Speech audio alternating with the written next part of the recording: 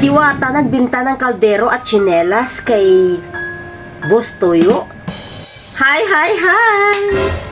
Alam niyo mga kabilas, nakita ko sa post ni Diwata Pares Fanfige na nagbinta siya ng kaldero niya at tsinelas kay Boss Tuyo. Si Boss Tuyo ay namimili yan ng mga kagamitan na mayroong sentimental value ng mga sikat na personalidad sa ating lipunan, tulad na lamang nila Fernando Po, Francis M, at kung sino-sino pa.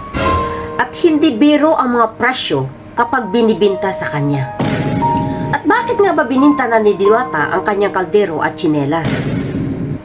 Dahil ang kanyang kaldero at tsinelas ay yun may mga sentimental value na sa kanya, sa kanyang pagsisimula bilang Diwata Parisan sa social media at sa lipunan.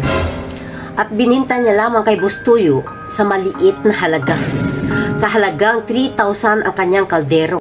Alam niyo mga kabilas, ang isang gamit ng isang personalidad na sikat o kilala sa ating lipunan kapag tumatagal na, nagmamahal na siya. Kahit gaano pa ito kaluma, kahit hindi mo na ito mapakinabangan.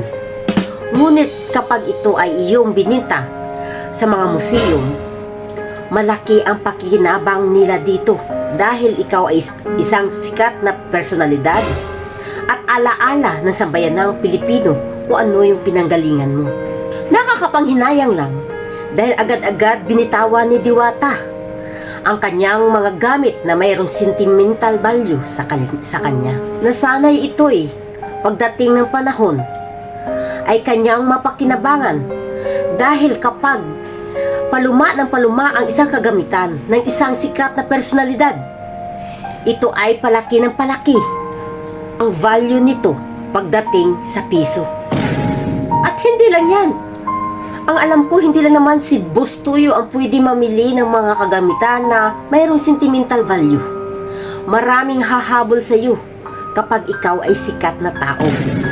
Ngunit ganun pa man, wala na tayong magagawa doon. Dahil yun ang desisyon ni Diwata na bitiwan ang kanyang mga gamit na mayroong sentimental value sa kanya.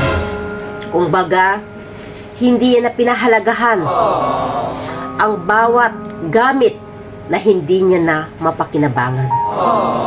At pagdating ng panahon, kapag si Diwata mawala na dito sa mundo, hindi lang 3,000 ang halaga ng kanyang kaldero na bininta ito kay Boss Tuyo.